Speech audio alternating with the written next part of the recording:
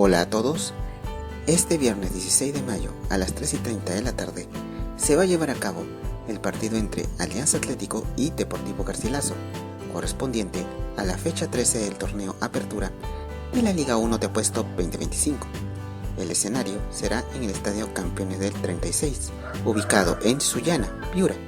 Esperemos de que haga un excelente partido y que gane el mejor. Mucha suerte para ambos equipos. Muchas gracias.